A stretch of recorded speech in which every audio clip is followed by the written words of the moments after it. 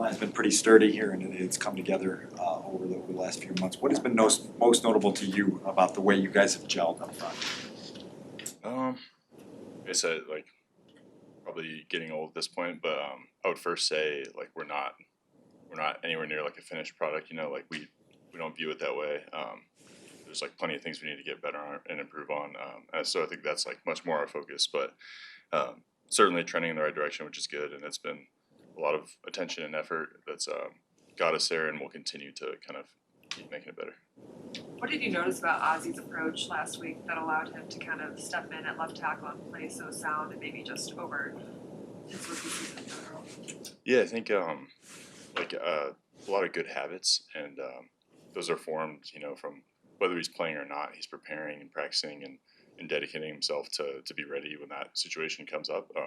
And so that came up, and he was ready to go. And I feel like a lot of testament to him for his focus over the course of the season to be ready at this point. So. Caleb had a lot of clean pockets to throw from on those of the 3 touchdowns he threw over the middle. What did you see about the pass protection when you watched it back today? I think we naturally see the things we could have done better. We certainly saw more than a few instances where I had to get us in a better call and get us, you know, ID differently. So definitely want to work on those. But yeah, plenty of things that, you know, we need to keep working on and get better. What do you think is the key to being able to like celebrate the victory and then quickly turn the page? I think it's pretty natural. Like we're all really happy when we win, and it's a fun locker room and fun environment, especially when you get to celebrate with guys like Ozzy and people and Luke who step up and they're, you know, doing it kind of in their rookie year, and it's really impressive. So that's easy, and then obviously the schedule dictates that you wake up the next morning and it's time to go, and we're hitting the ground running. There are particular challenges in pass pro when Caleb goes into play action, particularly against some of these talented edge rushers that you guys have been facing lately. Yeah, I think it can definitely be challenging, but it's what we want for sure. And I think the scheme and the way we run the ball helps kind of protect those play passes and gets more sell. And so I think that kind of all marries together well. You guys have won 8 of 9. What do you think is the engine of this run? I think just consistent habits and focus. Like there's never any like magic pill or anything like that gets us going in the right direction. We started with like a vision and with effort in April, and that's kind of compounded and has led to some success, but by no means will it guarantee future success. So I think it's about continuing with the habits that got us to where we are. This team started with a vision back in free agency, like the offseason when they brought the 3 of you in on the interior. How have you seen, you talk about gelling, all of you guys coming together. How is that unit, the 3 vets up front, how has that helped kind of build out what you guys want to be identity-wise in the front? Yeah, I think for me personally, it's really nice to have like just honestly the whole room top to bottom good players to learn from, and to kind of everybody seems to get here and have a few things they do really, really well. And so you get to kind of learn what everybody has kind of like really figured out. And so every time you get new guys like that, I feel like it adds to your knowledge. So that's been really good. And then also just good teammates, good leaders that kind of lead the O-line and then kind of set an example for a lot of the team. How much, like Joe, obviously, we've talked about his consistency. Like, how big of a role has he played in that this year? Yeah, it's huge.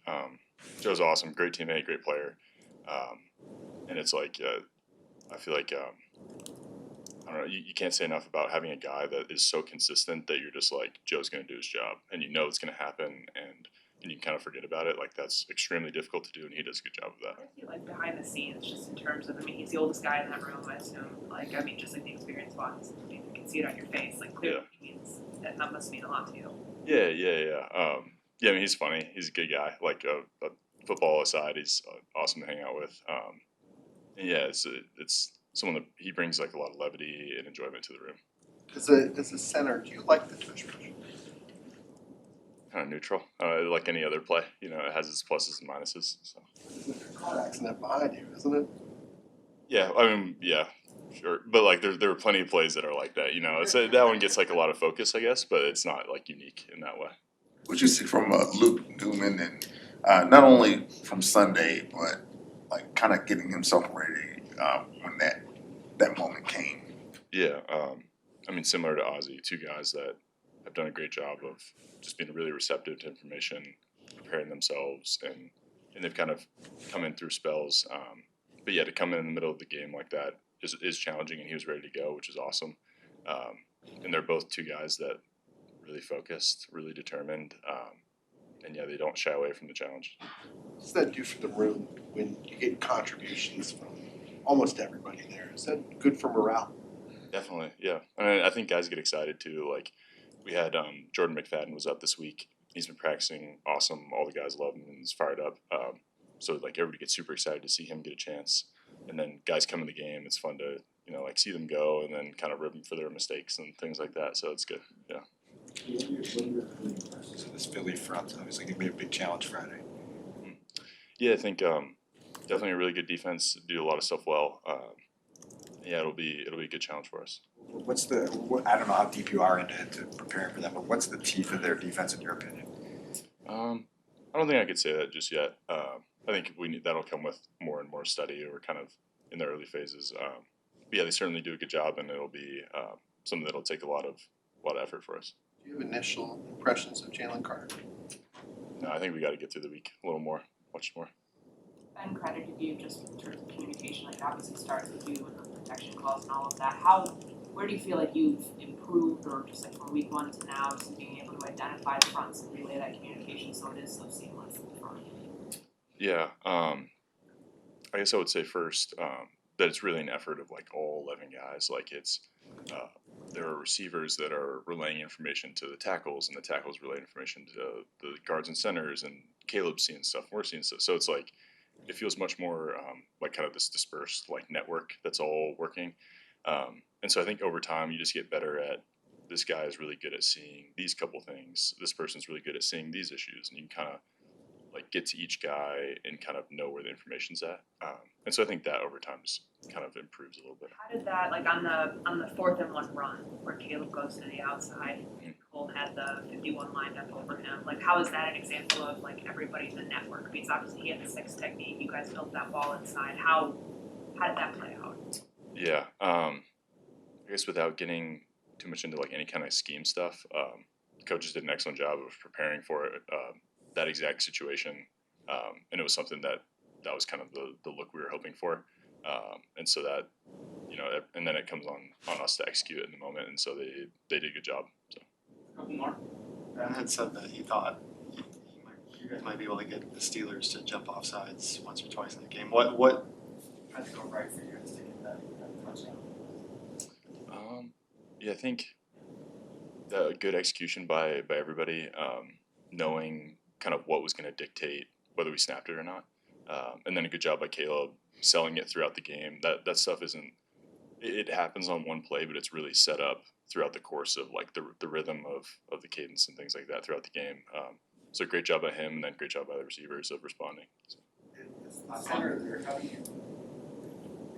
How do you know when to snap the ball? Do you see it? Do you feel it? You have to be careful not to look kind of that way beforehand, or what? Yeah, you're trying to look at everybody, but they're pretty spread out. So you're kind of like doing your best to peripher everything, and yeah, you kind of feel when they cross into that zone, and that's when it's time to go.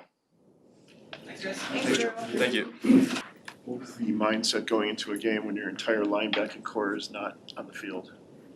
I mean, the mindset is the same regardless. We got a standard of football we want to play, and that's what we did. So super proud of the guys that stepped up and answered that call, but I'm not surprised at all. And we all pay the same price to go out there and sacrifice to play football. The Chicago Bears way the way we want to play it, and that's what happened. And super proud of the guys that got a turn to go out there and do what they needed to do. Fired up on that 4th and short stop. What got you most juiced up about that sequence? I mean, just being able to stop one of football's most hated plays, obviously, right? And so we got to stop on the 4th and 1, and it was just hype, just to be a part of that and being in that interior push, and it just was, and we just had we stopped them on a kind of trickery play that was going to be a converted first down, but it was a 4th and short, so there was a big turnover for us, really, to be able to stop that high percentage play for them, and it was just brought us a lot of juice, and we was hyped up. What were the mechanics of getting that stopped and the way you did up front? I think just, the intensity to get off pad level, and just the way we like to try to play, defend it, and I mean just high effort play and everybody doing what they needed to do. Playing a team this week that invented it and is really effective at it. What do you need to do? What are the basics to trying to slow this thing down? I mean, kind of like the one we had yesterday. Just match force with force and let the results take care of itself. Why do you think it's so hated? I mean, you got social media. What kind of adjustments do you have to make with a short week? You gotta get your body back fast as you can. Got to get your body back, and that come with putting in work and more than physically, mentally too, preparing for a new opponent, and all the things that they bring. So it's the same challenge that the other team got to face as well. So it's just one of them times, one of the parts of the year that everybody got to deal with the same thing, and it's our turn. And so we got to be ready Friday. I know you guys aren't fit. Most notable about this 4 or 5 game stretch with for Montez? I think just being in the right place, man, playing hard, and I think another thing that helps him when he make them nice big plays, he able to make them outside the pocket because it's just crazy athleticism, man. So fast to be that big, and the quarterbacks thinking they can get away from him, he just go hawk him down, and super impressive to see. And but I mean, also, he playing good in the run game too. You know what I'm saying? And so I mean that energy is affecting the whole defense and it's affecting his whole team. So we got to keep it up, and super proud of him. Grady, I know you guys aren't finished yet, but you joked yesterday that it's been a while since you've won 8. At this stage of your career, what's your level of appreciation for when the wave gets going? You've won 8 and 9, and there's Yeah. special happening. I mean, anytime I get the opportunity to play football, I always got appreciation for it. But winning is hard in this league, man. Winning is hard, and I think being here, I think knowing what we came here to do, and the standard that we wanted to set, and to see the results in the season, and how our bodies and our mindsets are helping us be able to achieve and win these hard games is really rewarding, and it really make you want to just double down more on the work ethic, the grind, the sacrifice, because it come with a cost. Winning come with a cost, and we got to pay the price every day. So that's one of the most rewarding things I could say that I feel at this point in my career being here. What do you think's been the engine that's gotten this group going the way it has? I just think it's our belief, man. More than our belief, the work that we put in, the standard that's been set, and really living up to it. You know what I'm saying? And sacrifice from guys, whether you're called to do more or have a different role here and there, but just dominating your role, whatever it may be, that's for the betterment of the team.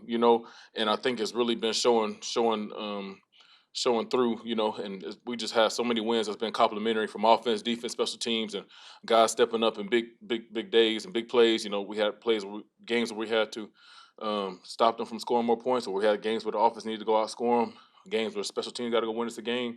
I mean, it's been amazing to be a part of, and we just want to continue to stack on that. Grady, you faced Barkley last year, right? Yes. What does he do between the tackles? I think he does a really good job finding the holes. I mean, he big, strong back. He could do everything with the ball in his hand. So he definitely presents a challenge, man. You got to swarm to the ball, and know it's going to take more than one guy to bring him down. But he good in between the tackles, good on the edges, and that's why he's held in high regard like he is. So we definitely got to be ready. We got our work cut out for us. Grady, where are you physically compared to where you were coming back after the couple games missed? Oh man, I'm much better. I'm on the upswing of dealing with my injury, man. And it was a rough start. Fighting through injury and then having to take a step back and kind of get worked back up into a ramp up. And but I'm feeling better every week, and happy to be able to play the standard of football that I want to play week in and week out. But I couldn't be more grateful to be a part of a room like I am, to where some of the slack had to be picked up from just me taking a step back and having to get my body right, and but also trying to still contribute to the team as much as I can from I physically can. But it's been a fight, but at the end of the day, man, I'm grateful to be back there on the field and being able to play in front of the fans. You know what I'm saying? Go hunt, run sideline to sideline. That's one thing I really missed when I was down bad a little bit, and so I'm really grateful for all the help that I've received to get me back playing on the field, and just super grateful for all hands involved, and the trust that was put in me to be able to get myself right, and I'm grateful and thankful for it, and I can't wait to finish the season strong. Grady, you've been in this league a long time. Is there anything about the way you guys are finding ways to win that surprises you, that you wake up and like, I can't believe we pulled that off again?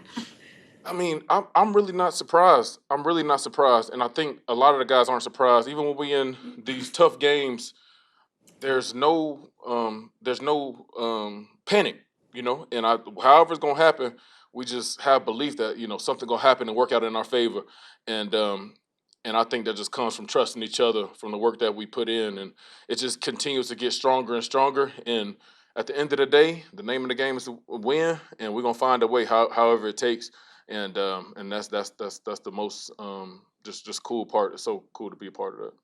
This is Couple more, please. frustrating, or knowing that, you saw what happened with the D-line and injuries, and it was the secondary, and then as soon as it seems like you're gonna be at full strength, now the linebacking core gets hit hard. I wouldn't say it's frustrating. It's part of the league, part of the game, man. We play a physical game and we play a physical brand here, and that's kind of the growing pains of when incorporating the style of play that you want to play. But we had a next man up mentality and trusting the guys who called up next to do more, and guys get an opportunity to step up in more roles. So more than being frustrated, it's encouraging because you get to see what your depth is like, and then when they step up, it only make your whole team stronger when you do get your guys back healthy. And then we got the kind of guys that's even when they out, they're still contributing. Whether it's hyping guys up on the sideline, being there in the meetings, working out with each other still, you know what I'm saying, or just spending time. Everybody pouring into each other, and when the time is right, we'll all be back there together full strength. And when the time comes, I think it's going to be a really, really good thing. I have a random question for you. Do you have any history with Mike Singletary? Have you ever met him? Do you admire him? I know he was at the game watching Yeah. the sideline, and you're wearing his old numbers. Yeah, without a doubt, man. I mean, I seen him at the game. I'm like, man, I got to ball out today. You know what I'm saying? The big 5 was in the building, man. So I definitely respect, him, and haven't had much chance to interact with him. I know he coached my uncle Ray Lewis, and he always talked highly of him. And but I mean, he Chicago Bear legend, man. So for me to be able to rock his number, I don't take it lightly. Don't take it lightly. Obviously, like I said, when I got here, I wore number 50 throughout my whole career, as far as high school to college, and got to league, then wore 97. So to have the opportunity to come back and wear 50 was pretty cool, with Big Bill wearing 97 here. So I thought it was a cool opportunity for me to go back to 50, but to be able to even say that one to say that I played for the Chicago Bears, man. I go in a weight room and just to see the history of guys playing back here in the 1920s, just to say one day I'm gonna be part of the 2025, 26, whatever team. Like that's one thing in itself. Then to wear a legendary number like 50 is something that I just don't take lightly, and so it's a standard that come with that, and I want to uphold it. Really, by now, players across the league are used to playing Thursdays, they're used to playing Mondays, Sundays. Is it just weird to have a game on a Friday? And how do you kind of calibrate your body? Are you calling today a Wednesday in your head, or is it just... Yeah, man, the Friday game a little weird, because usually everybody usually get a Thursday game, but the Friday, I can't remember last time I had a Friday game, but it's a cool challenge, man. But it's also, you got to look at it like, if everybody got a Thursday game, we got a Friday game, so at least we get an extra day. You know what I'm saying? So you got to just find the positives in it, but it's definitely weird. You just kind of got to take it how it come and do your prep, however coaches want to lay it out. Could it have been high school last Friday game? I don't know. I'll have to do some research. But I got one coming up, and I got to be ready for it. You're gonna take it easy on Thanksgiving. I'm gonna wait till after the game to celebrate Thanksgiving, so I can really go to work. You know what I'm saying? I don't need to be all heavy going into that Friday game. Then we get a couple of days off, so I get to really enjoy myself after the game. So we're gonna, obviously spend some time as a team traveling, and then I'll spend time with my family after the game when we get back. Ben complimented the captains and the locker room leadership for getting the team reset every week. What have you learned over time is the challenge or the key to getting the entire group reset week after week after week into the new challenge? I think consistency, from leadership is probably the biggest thing. Whether we're doing good, bad, whether you feel good or bad, is always showing up, because, there's going to be days where, guys ain't feeling good or they need to push, you know what I'm saying? But if you're going to be a leader, call yourself a leader, you can't let, the bad days hold you down, because you got to set a standard, every day. And whether things going your way or not, whether you are where you want to be or where you not want to be, physically, statistically, whatever it may be, you got to still show up and be that same dude, and I think that's a testament to the captains of this team, and I think between me, Joe, Caleb, and and KB, like we guys just go to work every day, and try to inspire our teammates as much as we can. Thanks, guys. Thank you, Grady. Appreciate it.